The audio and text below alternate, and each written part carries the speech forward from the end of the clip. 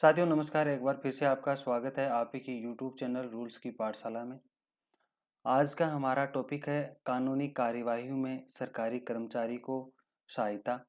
जो कि CCS conducting rules के अकॉर्डिंग अगर कोई कर्मचारी है, उसका अगर कानूनी कार्यवाही चल रही है तो उसके अंदर उसके एम्प्लॉयर या गवर्नमेंट द्वारा उसको सहायता के रूप में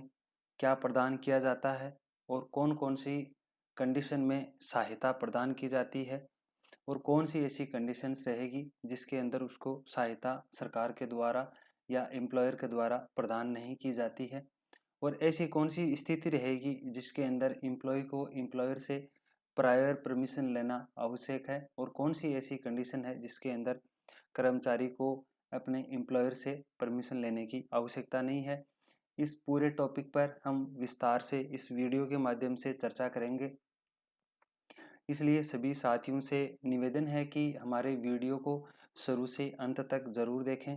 और हमारे नए साथियों से निवेदन है कि हमारे वीडियो को अपने दोस्तों तक शेयर करें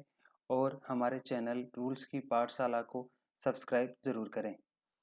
पॉइंट नंबर 1 है कार्यालयीय कार्यों से असंबद्ध विषय, मैटर्स अनकंडक्टेड विथ ऑफिशियल ड्यूटीज। सरकारी कर्मचारी से उसकी कार्यालयीय स्थिति या फिर कार्यों से असंबद्ध मामलों में कानूनी कार्यवाही संचालित किए जाने पर सरकार उसे कोई वित्तीय सहायता प्रदान नहीं करेगी। आप समझ सकते हैं कि अगर कोई सरकारी कर्मचारी अपने ड्यूटी से नेग्लिजेंसी करता है या ड्यूटी को अपने कर्तव्य को अच्छे से अगर नहीं निभा रहा है, उसके संबंध में अगर सरकारी कर्मचारी पर कोई कानूनी कार्यवाही चल रही है तो उस कानूनी कार्यवाही के अंदर सरकार की तरफ से या एम्प्लॉयर की तरफ से उसको किसी भी प्रकार की वित्तीय सहायता प्रदान नहीं की जाएगी। पॉइंट नंबर 2 है कार्यालयीन कार्यों के संबंध में, matters connected with official duties. इसका तात्पर्य है कि सरकारी सहायता उसके विरुद्ध या फिर उसके द्वारा संचालित की गई कानूनी कार्यवाही हेतु उसकी कार्यालयीन स्थिति से जुड़े कोई मामले हैं या फिर कोई कार्य हैं, उनके संबंध में अगर किसी प्रकार की कोई कार्यवाही चल रही है। पॉइंट नंबर 2 के पॉइंट नंबर 1 पे बात करते हैं, जो कि ऐसे मैटर हैं जो ऑफिशियल ड्यूटी से कनेक्टेड हैं। पॉइंट नंबर 1 है सरकारी कर्मचारी के विरुद्ध सरकार द्वारा दायर किए गए मामले, case filled by government against the government servant. ऐसी कार्यवाहियों में कोई सहायता या स्वीकृति नहीं प्रदान की जाती है जो कि सरकारी कर्मचारी के विरुद्ध सरकार के द्वारा दायर किए गए मामले हैं। उसके अंदर एम्प्लॉयर आपकी कोई सहायता नहीं करेगा, वित्तीय सहायता के रूप में आपको कुछ भी नहीं मिलेगा। यदि कार्यवाहियों का निर्णय कर्मचारी के पक्ष में होता है, अगर न्यायालय के द्वारा कार्यवाही की गई है और कार्यवाही के अंदर अगर कोई डिसीजन कर्मचारी के पक्ष में आया है और वास्तविक संपूर्ण या फिर उसके अंदर खर्चे के किसी भाग की प्रतिपूर्ति, उसका जो खर्चा हुआ है उसका रिम्बर्समेंट सरकार द्वारा उसके ऊपर विचार किया जा सकता है। सरकारी कर्मचारी को उसका रिम्बर्समेंट किया जाना है या नहीं, उसके ऊपर आपका एम्प्लॉयर गवर्नमेंट उसके ऊपर विचार करेगी। यदि वह यदि वह यदि आपका एम्प्लॉयर आपसे संतुष्ट है कि कर्मचारी बिना किसी उचित औचित्य कार्यवाही के तनाव के अधीन था और आपका यह दोष सिद्ध नहीं हुआ है कि यह सरकारी कर्मचारी इस दोष के लिए दोषी है, उस स्थिति के अंदर आपके द्वारा जो किए गए खर्चे हैं या तो पूर्ण खर्चा या उसका कुछ भाग आपको रिम्बर्समेंट के रूप के अंदर आपका एम्प्लॉयर या गवर्नमेंट आपको दे सकती है। सेकंड केस है निजी पक्षों द्वारा सरकारी कर्मचारी के विरुद्ध दाखिल मामले, case filled by private parties against the government servant. यदि सार्वजनिक हित में यह विचार किया जाता है कि सरकार को स्वयं कार्यवाहियां प्रारंभ करने की व्यवस्था करनी चाहिए, तो वह सरकारी कर्मचारी को इसके लिए सहमत होने पर ऐसा कर सकती है या फिर उसके द्वारा अपनी सुरक्षा करने के लिए खर्च की गई उचित लागत पर, जो सरकारी कर्मचारी ने अपनी सुरक्षा के ऊपर किया गया खर्च है, उचित लागत पर सरकारी कर्मचारी को उसका रिम्बर्समेंट करने के हेतु सरकार द्वारा विचार किया जा सकता है। अगर कोई ऐसे केस हो जिसके अंदर कोई प्राइवेट पार्टीज गवर्नमेंट कर्मचारी के ऊपर कोई केस दायर करती है या कोई विरुद्ध कार्यवाही शुरू करती है, तब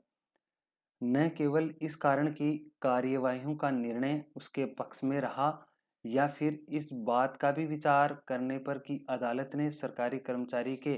जो द्वारा किए गए करते हैं उसको कैसे साबित किया है, उसके 3 माह के मूल वेतन के बराबर, एक सरकारी कर्मचारी के 3 माह के मूल वेतन के बराबर ब्याज मुक्त अग्रिम, उसको ब्याज मुक्त अग्रिम राशि के रूप में तथा उसके सामान्य भविष्य निधि से अग्रिम उसकी प्रतिरक्षा हेतु स्वीकार कर सकती है। पॉइंट नंबर 3 है, अपने कार्यालयीन आचरण को सही साबित करने हेतु सरकारी कर्मचारी द्वारा दायर किए गए जो मामले हैं उससे ब्याज मुक्त अग्रिम मंजूर किया जाएगा। ऐसे मामलों के अंदर किसी प्रकार का सरकारी कर्मचारी पर खर्चा होता है तो उसके लिए ब्याज मुक्त अग्रिम राशि के रूप में उसको मंजूर किया जाएगा। सरकार द्वारा प्रतिपूर्ति किए जाने का विस्तार इस बात पर निर्भर करेगा कि किस विस्तार तक अदालत ने कार्यवाहियों में सरकारी कर्मचारी के आचरण को सही ठहराया है। अगर आपका आचरण सही है और न्यायपालिका ने अगर आपके आचरण को सही ठहराया है तो उस स्थिति के अंदर आपके द्वारा खर्च की गई राशि की प्रतिपूर्ति आपके एम्प्लॉयर द्वारा की जाएगी। फिर नेक्स्ट टॉपिक है, पॉइंट नंबर 4 है, किसी सरकारी कर्मचारी द्वारा उसके आचरण को सही ठहराने हेतु दायर मामलों में सरकार की पूर्व मंजूरी लेना आवश्यक है। अगर कोई सरकारी कर्मचारी है, अगर उसके आचरण अपने आचरण को सही ठहराने के लिए न्यायालय में अगर किसी प्रकार का केस दायर करना है तो उससे पहले अपने एम्प्लॉयर से मंजूरी लेना आवश्यक है, उसकी परमिशन लेना आवश्यक है। कोई ऐसे योग्य मामले हो, सरकार ब्याज मुक्ति अग्रिम कार्यवाहियों संचालन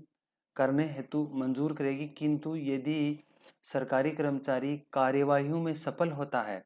तब भी सरकार द्वारा खर्चों के किसी भाग की प्रतिपूर्ति नहीं की जाएगी। पॉइंट नंबर 4 का कहना है कि अगर आपका आचरण सही नहीं था और आपके एम्प्लॉयर ने आपके ऊपर केस दायर किया, उसके अगेंस्ट आपने केस दायर किया है, अगर आप उस केस के अंदर कार्यवाही में सफल भी हो जाते हैं, उस स्थिति में भी एम्प्लॉयर या गवर्नमेंट के द्वारा आपके खर्चे की प्रतिपूर्ति नहीं की जाएगी। इसी के साथ में हम आज का टॉपिक यहीं ख़त्म करते हैं, जो कि आज का टॉपिक था कानूनी कार्यवाही में सरकारी कर्मचारी को उसके एम्प्लॉयर द्वारा सीसीएस कंडक्टिंग रूल के अकॉर्डिंग उसको सहायता प्रदान करने में। आशा और उम्मीद करते हैं कि हमारे द्वारा दी गई जानकारी आपको अच्छी लगी होगी। इसी के साथ में अलविदा। जय हिंद, जय भारत, जय जवान, जय किसान।